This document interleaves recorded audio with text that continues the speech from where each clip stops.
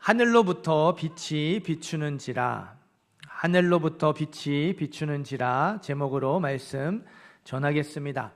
해리 아이언사이드라는 분이 있어요. 1889년부터 1949년까지 한 60년 정도를 세계 곳곳을 돌아다니면서 복음을 전했던 순회 설교자였습니다. 아이언사이드가 복음을 전하는 자리에서, 이렇게 말씀을 전하는 자리에 대학교 교수이자 유명한 무신론자가 찾아왔어요. 무신론자가 하나님은 없다, 예수는 신화로 꾸며낸 인물이다, 큰 소리로 외쳤어요. 그러니까 설교를 방해하고 복음 전하는 것을 방해한 거죠. 기독교인들은 바보라고 조롱했습니다. 아이언사이드가요, 대응을 하지 않았어요. 계속해서 복음을 전했습니다. 그러자 무신론자 교수가요, 더 의기양양해졌습니다. 당신 나와 토론합시다. 혹시 나와 토론하는 게 겁나는 건 아니겠지요? 이제 더 이상 무시하고 가만히 둘 수 없는 상황이 되었죠. 아이언사이드가 무신론자 교수에게 말했어요. 선생님, 당신과 토론하겠습니다. 그런데 한 가지 조건이 있습니다. 토론에 나올 때 당신의 무신론 때문에 삶이 변화된 사람 10명만 데리고 오십시오. 무신론의 힘으로 자유케 된 알코올 중독자, 마약 중독자를 데리고 오십시오. 전에는 창녀요 범죄자들이었으나 지금은 변화되어서 훌륭한 시민으로 사는 사람을 데리고 오십시오. 사회에서 버림받아 소망이 없는 자들 중에 무신론을 받아들여 그 구덩이에서 빠져나오게 된 사람을 데리고 오십시오. 선생님이 그런 사람 10명을 찾아오면 기꺼이 토론에 응하겠습니다. 저는 이 도시에서 예수 그리스도의 복음의 능력으로 변화된 사람 200명을 데리고 오겠습니다. 무신론자 교수가요, 아무 말도 하지 못했습니다. 하나님이 없다고 말할 수 있고 예수가 거짓말이라고, 꾸며낸 신화, 거짓말이라고 말할 수는 있지만 그 말들이 삶을 변화시키지는 못하거든요. 무신론이 삶을 변화시킬 능력이 없다는 걸 알기 때문에 아무 말도 하지 못하고 그냥 돌아갔다고 합니다. 오늘 말씀은 아주 유명한 말씀이죠. 사울의 회심 장면입니다. 사울이 어떤 사람이었습니까? 스데반이 돌에 맞아 죽을 때 사람들이 겉옷을 벗어가지고 사울의 발 앞에 두었죠. 당시에 겉옷을 누군가의 발 앞에 둔다는 건 자신의 권위를 그 사람에게 온전히 맡기겠다는 뜻이에요. 그 사람의 뜻대로 내가 행동하겠다는 겁니다. 그 사람이 거기 있는 사람들 중에 우두머리, 최고 지도자라는 뜻이죠. 사울은 스데반의 사형을 집행하는 총책임자였습니다. 성경도 이렇게 말합니다. 사울은 그가 죽임당함을 마땅히 여기더라. 예수님을 믿고 따르던 스데반이 죽어 마땅하다고 여겼던 사람 사울이었다고 기록해요. 이렇게도 기록합니다. 사울이 교회를 잔멸할 새 각 집에 들어가 남녀를 끌어다가 옥에 넘기니라. 사울이 스데반을 죽인 것에 멈추지 않았대요. 예루살렘 교회를 철저하게 질밟았습니다. 집집마다 들어가서 예수 믿는 사람들을 끄집어내고 감옥에 가뒀죠. 교회를 핍박하는 사람이 사울이었습니다. 오늘 말씀 1절도 보세요. 사울이 주의 제자들에 대하여서 어떻다고 합니까? 여전히 위협과 살기가 등등했다고 하죠.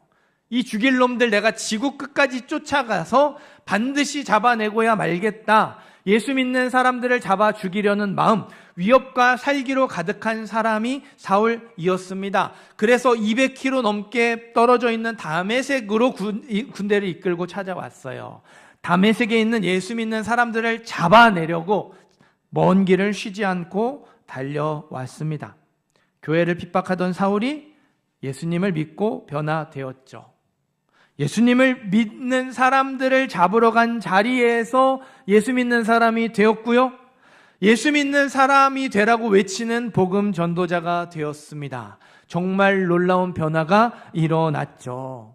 이 놀라운 변화가 저와 여러분의 삶 가운데에도 나타나게 되기를 간절히 소망합니다. 우리 부성교회가 하나님의 사랑으로 변화되어서 전하고 섬기는 교회가 되기를 간절히 소망합니다. 오늘 말씀을 통해서 예수 그리스도의 복음의 능력으로 변화되는 저와 여러분이 되기를 주님의 이름으로 축복드립니다. 우리 3절, 4절, 5절 말씀 같이 읽어보겠습니다. 3절부터 5절 읽습니다. 사울이 길을 가다가 다메섹에 가까이 이르더니 땅에 엎드러져 들음에 소리가 있어 이르시되 사울아 사울아 내가 어찌하여 나를 박해하느냐 하시거늘 대답하되 주여 누구시니까 이르시되 나는 내가 박해하는 예수라. 아멘. 하늘로부터 빛이 비추는지라. 살기 등등했던 사울에게 하늘로부터 빛이 비추었습니다. 태양과는 비교할 수 없는 강력한 빛이 사울에게 비쳤어요. 강력한 빛에, 태양보다 밝은 빛에 사울이 시력을 잃었고요. 땅에 엎드러졌습니다. 사울의 귀에 음성이 들리죠. 사울아, 사울아, 내가 어찌하여 나를 박해하느냐?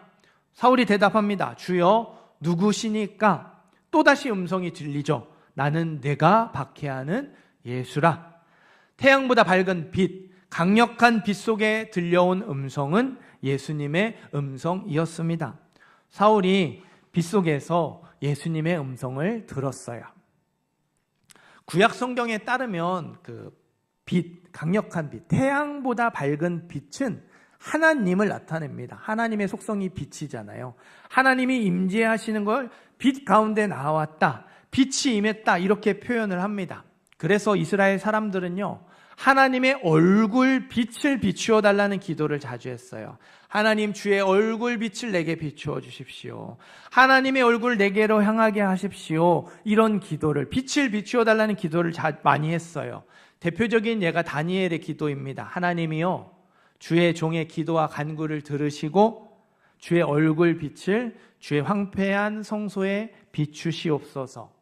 무너진 예루살렘 성전이 다시 회복되기를 바라면서 주의 얼굴 빛, 하나님의 빛을, 태양보다 밝은 빛을 무너진 예루살렘 성전, 그 땅에 비추어 주십시오. 하나님의 임재로 말미암아 성전이 다시 세워지고 회복되게 해 주십시오. 기도했어요.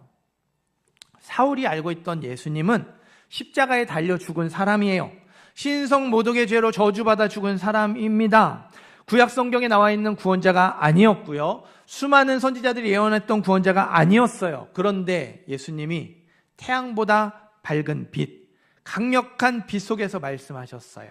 하나님을 나타내는, 하나님의 임재를 나타내는 강력한 빛 속에서 말씀하셨습니다. 사울아, 사울아, 네가 어찌하여 나를 박해하느냐? 나는 내가 박해하는 예수라.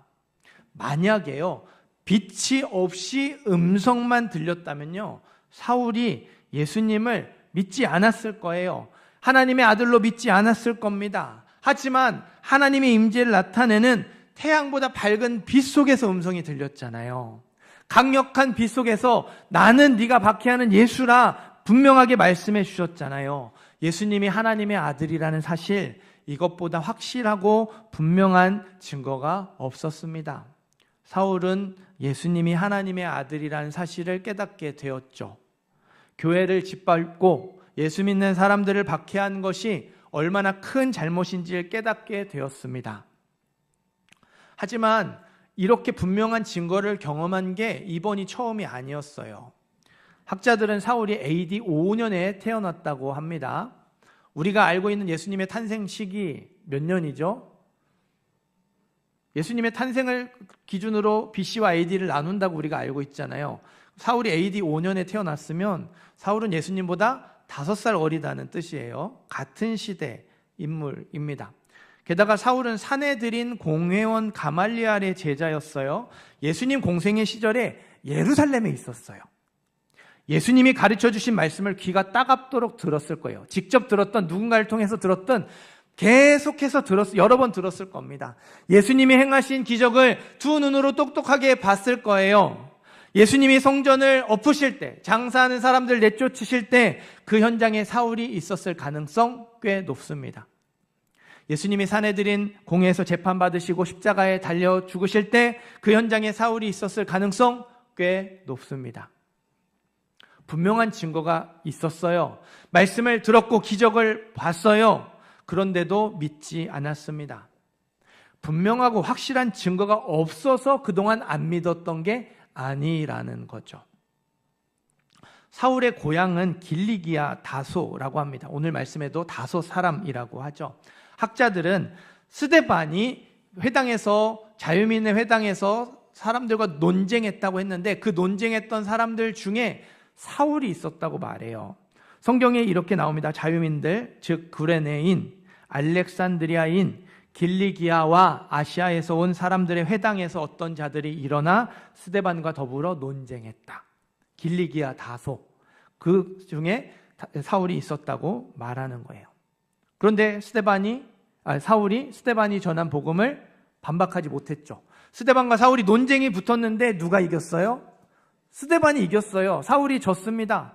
구약 성경에 나와 있는 구원자가 예수님이라는 사실을 반박하지 못했죠. 수많은 선지자들이 예언했던 그 구원자가 예수님이라는 사실을 사울이 반박하지 못했어요. 논리로 이겨내지 못했어요. 논리적으로는 예수님이 하나님의 아들이심을 인정할 수밖에, 받아들일 수밖에 없었습니다. 그런데도 사울이 믿지 않았어요. 논리적으로 설득이 되지 않아서 예수님을 믿지 않았던 게 아니라는 말이죠. 분명하고 확실한 증거가 있었지만 사울은 예수님을 믿지 않았어요. 논리적으로 설득이 되었고 반박할 수 없고 받아들일 수밖에 없지만, 인정할 수밖에 없었지만 사울은 예수님을 믿지 않았습니다. 빛이 어둠에 비치되 어둠이 깨닫지 못하더라. 사울의 영혼이 어둠 가운데 있었기 때문입니다. 빛이 어둠에 비치되 어둠이 깨닫지 못하더라. 사울의 영혼이 어둠 가운데 있었기 때문입니다. 여러분, 빛이 비치면 어둠이 물러가는 건 당연하죠. 지금 이 자리에서 조명 불을 다 끄면 어떻게 될까요? 깜깜하게 어두워집니다. 켜면 어떻게 될까요? 환하게 밝아집니다. 빛이 있으면 환하게 밝아지고 빛이 없으면 까맣게 어두워지는 건 빛과 어둠의 속성이에요. 그런데 왜 성경은 어둠이 물러갔다고 하지 않고 어둠이 깨닫지 못했다고 했을까요? 빛이 어둠에 비쳤는데 어둠이 물러가는 게 아니라 어둠이 깨닫지 못했다고 했을까요? 깨닫다라는 건 알게 되었다는 뜻도 있지만 압도하다, 굴복시키다라는 뜻도 있습니다. 한번 따라해 보시겠어요? 압도하다, 굴복시키다. 네. 압도하다, 굴복시키다. 빛이 어둠을 밝히자 물러가는 게 아니라 그 어둠이 빛을 압도하려고 했어요. 빛이 어둠을 밝히자 물러가는 것이 아니라 그 어둠이 빛을 굴복시키려고 했습니다. 이게 어둠이 깨닫지 못했다는 말씀의 의미예요. 예수님이 세상의 빛으로 오셨습니다. 사울의 영혼에 빛을 비추어 주셨어요. 직접 말씀을 들려주심으로, 기적을 보고 듣게 하심으로 빛을 비추어 주셨습니다. 사울이 예수님을 받아들이기 싫었어요. 예수님을 하나님의 아들로 인정하고 받아들이면 그동안 자기가 붙들어왔던 유대교의 그 모든 게 와르르 무너져 내리거든요. 그동안 가말리엘의 제자로, 존경받는 바리새인으로 누려왔던 모든 걸 내려놓아야 하거든요. 빛을 어둠으로 누르고 굴복시키려고 했어요. 예수님을 부인하고 부정하려고 했습니다. 그러나 예수님이 사울의 영혼에 계속해서 빛을 비추어 주셨죠. 스데반을 통해서 빛을 비추어 주셨고 수많은 제자들의 모습을 통해서 그 영혼에 빛을 비추어 주셨습니다. 계속해서 빛을 비추어 주셨어요. 오늘 말씀에서는 아예 대놓고 태양보다 밝은 빛, 강력한 빛 속에서 음성을 직접 들려주셨죠. 사울도 더 이상 거절할 수가 없었어요. 저항할 수가 없었습니다. 버티고 버티던 어둠이 결국에는 빛으로 인하여 물러갔습니다. 사울의 영혼이 생명의 빛이신 예수님으로 가득하게 되었어요. 우리도 마찬가지입니다. 우리 안에 있는 어둠이요, 쉽게 물러가지 않아요. 하나님의 은혜의 빛을 비추어 주시고 말씀의 빛을 비추어 주십니다. 예수님이 생명의 빛을 우리에게 비추어 주시는데 우리 안에 있는 어둠이 쉽게 물러갈 생각을 하지 않습니다. 사울처럼 분명하고 확실한 증거가 있어도 받아들이지 않죠. 논리적으로 설득이 되었다고 하더라도 받아들이지 않습니다. 마음에 감동이 있다 하더라도 받아들이지 않아요. 믿음으로 사는 것을 거부하고 하나님의 뜻을 애써 모른 척합니다. 그게 잘못이라는 걸 알면서도 무너뜨리기 싫거든요. 그게 잘못이라는 걸 알면서도 내려놓기 싫거든요. 아직까지는 그게 더 즐겁고 그게 더 좋고 편안하기 때문입니다. 그래서 저와 여러분도 사울처럼 버티고 버티던 어둠이 결국에는 물러가는 순간, 두 손 들고 항복하는 순간이 있어야 해요. 사울의 영혼에 버티고 버티던 어둠이 결국에는 빛으로 인하여 물러갔던 것처럼 우리 안에 있는 어둠도 결국에는 빛으로 인하여 물러가야 합니다. 우리의 영혼이 생명의 빛이신 예수님으로 가득해져야 하고요. 말씀의 빛으로, 은혜의 빛으로 가득해져야 합니다. 우리의 영혼의 어둠이 물러가고 빛으로 가득해지는 순간을 우리가 이렇게 표현하는 것 같아요. 찬양이 마음에 와 닿았다. 말씀이 마음에 와 닿았다. 예수님의 십자가가 믿어졌다. 하나님을 신뢰하게 되었다. 이런 식으로 표현하는 것 같아요. 여러분, 찬양의 가사와 멜로디가 마음에 이렇게 아름다워가지고 감동적이어가지고 마음에 와닿는 걸까요? 아니에요. 말씀의 논리에 설득이 되어서 그 말씀이 마음에 와닿는 걸까요? 아니에요. 어떠한 계기를 통해서 찬양의 멜로디와 가사가 내 안에 훅 들어오는 것이고요. 어떠한 계기를 통해서 그 말씀의 메시지가 내 안에 훅 들어오는 거예요. 귀가 따갑도록 들어서 이제는 식상해져 버린 예수님의 십자가가 어떠한 계기를 통해서 내 안에 새롭게 다가오는 것이죠. 이전까지는 하나님을 신뢰하지 않았어요. 신뢰하고 싶지도 않았어요. 내 삶을 맡기고 싶지 않았는데 어떠한 계기를 통해서 하나님을 신뢰하게 되는 것이죠. 내가 의지해야 할 대상이 따로 있구나. 하나님께 내 삶을 맡겨야 되는 거구나. 마음을 먹게 되는 거예요. 이렇게 찬양이, 말씀이 우리 마음에 와닿게 되는 그 순간, 예수님의 십자가가 하나님의 그 신실하심이 믿어지는 그 순간, 이 계기는 하나님 내 힘으로 안 됩니다. 하나님 나는 할 수 없습니다.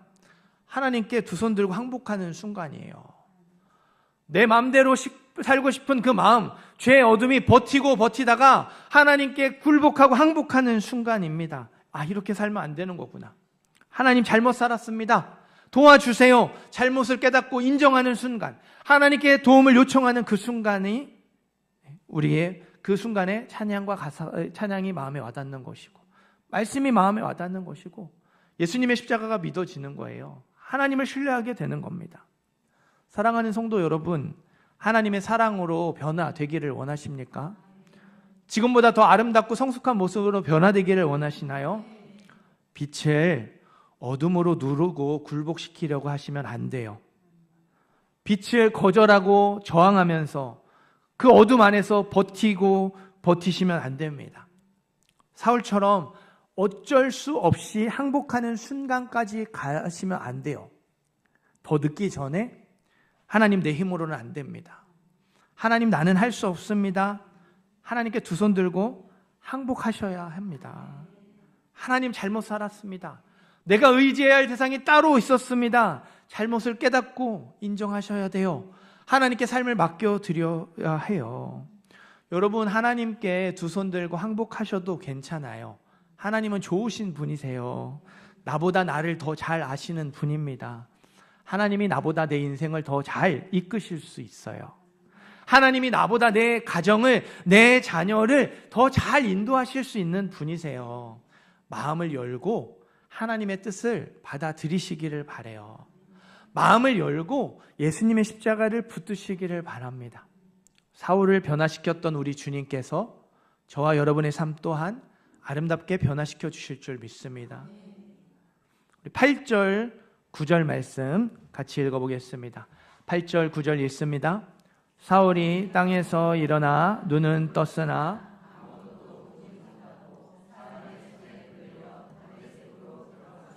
사흘 동안 보지 못하고 먹지도 마시지도 아니하니라. 아멘. 11절도 또 읽겠습니다. 주께서 이르시되 일어나 집 가라 하는 거리로 가서 유다의 집에서 다소 사람 사울이라 하는 사람을 찾으라. 그가 기도하는 중이니라. 아멘. 그가 기도하는 중이라고. 사울이 3일 동안 먹지도 않고 물도 마시지 않고 금식하며 기도했습니다. 왜 금식하면서 기도했을까요? 사울이 구약에 정통한 사람이었어요. 구약의 금식은요, 죄를 회개하기 위한 금식이었습니다. 그러니까 우리는 무언가를 이루기 위해서 그 간절한 마음으로 금식하며 기도해요. 하나님 도와주셔야 돼요. 이거 해결해 주셔야 돼요. 간절한 마음을 표현하기 위해서 금식하며 기도하는데요. 구약의 성도들은 죄를 회개할 때마다 금식하며 기도했어요. 하나님 용서해 주세요. 하나님 잘못했어요. 기도할 때 금식하며 기도했어요. 지금까지 하나님을 위해서 교회를 핍박하고 예수 믿는 사람을 박해한다고 생각을 했어요. 그렇게 믿고 있었어요. 그런데 그게 아니라는 걸 깨달았죠. 그게 하나님을 욕보이는 일이었고 예수님을 박해하는 일이라는 걸 깨달았어요. 얼마나 부끄러웠을까요? 얼마나 죄송했을까요? 사울이 지난날의 모든 죄를 회개하며 기도했습니다. 예수 믿는 사람들을 박해했던 잘못을 회개하며 기도했어요. 누가 생각났을까요? 스데반이 생각나지 않았을까요? 스데반과 회당에서 논쟁했던 것, 스데반을 거짓 증인으로 고발해서 재판을 받게 했던 것, 스데반의 사형 집행을 책임지면서 그의 죽음을 마땅하게 여겼던 것 다 생각이 났을 거예요. 주여 이 죄를 그들에게 돌리지 마옵소서. 스데반의 마지막 기도가 떠올랐을 거예요. 사울은 3일 동안 금식하며 죄를 회개하는 가운데 스데반의 기도, 주여 이 죄를 그들에게 돌리지 마옵소서, 그 기도가 자기를 위한 기도였다라는 걸 알게 되었죠. 스데반이 그 죽는 자리에서도 예수님을 닮고 예수의 이름을 전했던 것처럼 나도 죽는 순간까지 예수님을 전하며 예수님의 뒤를 따라가야 한다는 사실을 분명하게 알게 되었죠. 지나온 삶을 충분히 돌아보면서 잘못을 바로잡는 시간, 하나님의 은혜로 그 빛이 영혼에 가득해졌을 때 그게 순간 사라지지 않고 마음에 새겨지고 분명해지는 시간이 3일 동안의 금식 기도였습니다. 여러분, 만약에요, 사울에게 이 3일 금식 기도의 시간, 3일의 금식 기도 시간이 없었다면 어떻게 되었을까요? 빛 가운데 음성만 듣는 것으로 끝났다면 어떻게 되었을까요? 지금 이 예배의 자리에서 우리가 은혜를 받아서 빛으로 가득해졌지만 저 예배당 문을 열고 나서는 순간 다시 그 은혜를 잃어버리고 어둠으로 가득해지는 우리처럼 되지는 않았을까요? 받은 은혜를 금방 잃어버리고 제자리 걸음을 반복하는 우리의 모습과 같이 되지는 않았을까요? 그래서 저와 여러분에게도 이런 시간이 필요해요. 사울이 앞이 안 보여서 아무것도 할 수 없어서 눈물로 기도하면서 금식하며 기도하며 하나님께 집중했던 것처럼 우리도 하나님께 마음을 드리며 하나님을 바라보고 하나님께 집중하는 시간이 필요해요. 이 예배의 자리에서만 하나님께 집중하는 것이 아니라 저 문을 열고 나가서 집에서 우리의 삶의 터전에서 일상에서도 하나님께 집중하는 시간이 필요합니다. 이 자리에서 마음을 다해 예배 드리는 것처럼 우리의 일상에서도 하나님께 마음을 드리는 시간이 필요해요. 지금 이 예배의 자리에서 그 은혜로 가득해져서 빛으로 가득해져서 우리가 두 손 들고 하나님께 항복하며 하나님께 삶을 맡겨드리는 것처럼 우리의 일상에서도 변하지 않는 현실 앞에서도 여전히 하나님을 신뢰하면서 두 손 들고 항복하는 시간, 하나님께 삶을 또 맡겨드리는 시간이 필요하다는 거예요. 우리 안에 있는 어둠이요, 그렇게 호락호락하지 않아요. 한 번 물러갔다고 그렇게 끝나지 않습니다. 언제든지 그 빛을 다시 몰아내려고요, 기회만 노리고 있어요. 근신하라 깨어라, 너희 대적 마귀가 우는 사자같이 두루 다니며 삼킬 자를 찾나니 너희는 믿음을 굳건하게 하여 그를 대적하라. 악한 마귀 사단이 우리 안에 있는 어둠을 틈타서 우리를 넘어뜨리려고 기회만 보고 있어요. 우리 안에 부어진 그 은혜의 빛을 다시 몰아낼 기회만 노리고 있습니다. 그렇기 때문에 우리는 이 자리에서만 빛으로 가득하면 안 돼요. 변하지 않는 현실 앞에서도 빛으로 가득해야 합니다. 하나님을 인정하지 않는 것이 가득한 우리의 삶의 터전에서도 우리의 영혼이 빛으로 가득해져야 돼요. 그러려면 일상에서도 하나님께 집중하는 시간이 필요해요. 하나님께 마음을 드리는 순간이 필요합니다. 솔직히 우리가 주일 예배 시간 외에 하나님을 떠올리고 하나님을 생각하는 시간이 얼마나 될까요? 우리 일주일의 삶 중에 이 주일 예배 시간 말고 남은 시간에 하나님을 생각하고 하나님을 떠올리는 시간이 얼마나 될까요? 일주일 중에 거의 대부분을 세상살이에 대한 생각, 나의 욕심과 나의 갈망으로 채우고 있지는 않습니까? 그런 저와 여러분이 일주일에 한두 시간 마음을 드렸다고?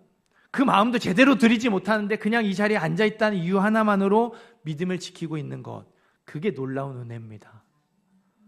저와 여러분이 대부분의 시간을 어둠으로 채우고 세상으로 채우는데도 하나님을 떠나지 않고 있는 것, 그게 특별한 은혜고요. 그게 기적이에요. 저와 여러분의 시간을 어둠으로 채우지 않고 세상으로 채우지 않고 빛으로 채웠으면 좋겠습니다. 우선은 이 시간만이라도, 주일 예배 이 한 시간만이라도 여러분이 마음을 드리고 하나님을 집중하는 훈련을 하셨으면 좋겠어요. 우리가 매주 이렇게 또 정한 시간에 모여서 드리다 보니까 우리의 마음이 쉽게 무뎌집니다. 우리가 하나님께 마음을 드린다고 하지만 온전히 하나님께 집중하는 게 결코 쉽지 않아요. 이 시간만큼이라도, 주일에 한 번만큼이라도 하나님께 온전히 마음을 드리며 예배 드리고 온전히 하나님만 바라보며 하나님께 집중하며 예배 드리는 훈련을 하셨으면 좋겠어요. 그리고 할 수만 있다면 여러분이 일상에서 하나님께 집중하는 시간을 만드셨으면 좋겠습니다. 말씀을 읽고 기도하면서 하나님께 마음을 드리고 하나님을 바라보고 하나님께 집중하는 시간을 만드셨으면 좋겠어요. 어떻게 해서든지 그 시간을 만드셔서 훈련을 하시고 습관이 되도록 애쓰셨으면 좋겠어요. 일상에서 하나님께 집중하는 게 잘 안 된다면, 여러분이 집에 돌아가셔서 말씀을 읽고 기도하는 생활이 잘 안 된다면요, 금요기도에 나오세요. 금요기도에 나오셔서 함께 찬양하고 함께 기도하면서 이 공동체의 도움을 받으시기를 바랍니다. 하나님이 공동체로 모이는 가운데 주시는 특별한 은혜가 있어요. 여러분이 일주일 동안 다른 생각하다 여기 와서 하나님께 집중하는 게 쉽지 않은데 그게 저절로 되는 이유, 그게 공동체의 도움을 받는 거예요. 개인적으로 안 되면 주일 한 번으로 끝나지 않고 금요일에도 오셔서 공동체의 도움을 받으세요. 매일 교회 나와서 교회에서 살라는 말이 아닙니다. 교회 금요 기도회와 주일 예배 딱 정해져 있잖아요. 이 짧은 시간만이라도 하나님 앞에 나와 도움을 받아서 여러분의 일상에서 그런 시간을 만드셨으면 좋겠어요. 정말 아이러니하게도요, 말씀과 기도에 습관이 있는 분들, 개인의 예배를 잘 드리는 분들이 금요 기도에 나오십니다. 일상에서 하나님께 집중하는 시간을 잘 못 드리는 분들, 그래서 어둠으로 채우고 세상으로 채우는 분들은, 공동체에 도움이 필요한 분들은 금요기도에 잘 안 오세요. 그러다 보니까 일상에서 하나님께 집중하는 분들은 주일 예배, 금요기도에 개인의 예배, 빛으로 채워지는 시간이 점점 더 많아지게 되죠. 반대로 일상에서도 하나님께 집중하지 못하는 분들은 이 주일 예배마저도 빛으로 채우지 못할 때가 많아요. 그냥 습관적으로 예배 드리고 몸만 왔다가 그냥 돌아갈 때가 많게 됩니다. 어둠으로 채워지는 시간, 세상으로 채워지는 시간이 점점 더 많게 되죠. 현실에서만 부익부 빈익빈이 존재하지 않아요. 돈 많은 사람이 더 돈을 많게 되는 그 원리가 현실에서만 적용되는 게 아니라 영적인 세계에서도 적용이 됩니다. 은혜를 경험한 사람이 더 많은 은혜를 경험하게 되고요, 은혜를 경험하지 못한 사람은 더 가난해지는, 더 은혜에 메말라지는 삶이 되어지기 쉽습니다. 영적인 세계에서도 부익부 빈익빈이 존재해요. 사랑하는 성도 여러분, 하나님의 빛은 항상 우리에게 비춰지고 있습니다. 세상은 부자가 될 수 있는 사다리가 없어진다고 하지만 영적인 세계에서는 여전히 우리가 그 풍성함을 회복할 수 있는 길이 주어지고 있어요. 변함없이 주어지고 있어요. 그런데 우리 안에 있는 어둠이 이 빛을 깨닫지 못할 때가 많죠. 빛을 거부하고 물러가지 않으려고 버틸 때가 많습니다. 나름대로 신앙생활 열심히 한다고 하는데 변화가 없는 이유, 우리 안에 있는 어둠이 물러가지 않기 때문이에요.